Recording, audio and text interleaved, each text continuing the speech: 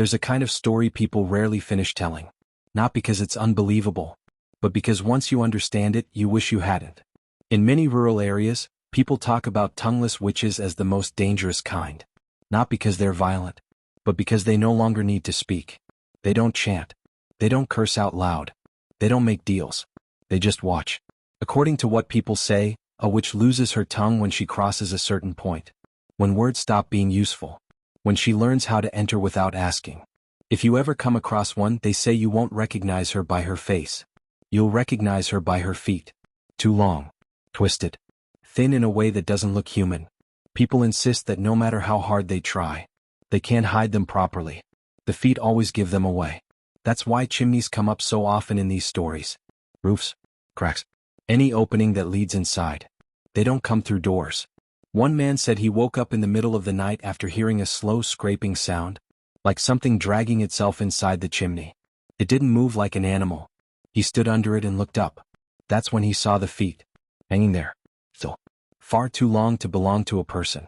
He didn't shout. He didn't run, because he understood something immediately. Whatever it was already inside. The next morning his wife couldn't get out of bed. She wasn't sick. She wasn't in pain. She just kept repeating the same sentence. I'm missing something. Doctors couldn't explain it. Nothing showed up on tests. That night the man searched the house. Closets. Under the bed. Behind furniture. Until he opened a wardrobe they rarely used. Inside, wrapped carefully in cloth, was a bundle. When he unwrapped it he realized what it was. 2 human feet. Not cut. Not bleeding. They were simply no longer where they belonged. People say tongueless witches don't take things randomly. They don't attack everyone. They don't enter unless they need something specific. They take what can be removed, without killing the body right away.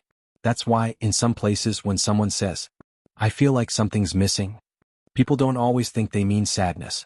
Sometimes they mean something else. And that's why some families still cover their chimneys. Still leave metal near the bed. Still check the feet of anyone who enters the house late at night. Not because of tradition. Because there are things that learned how to enter silently.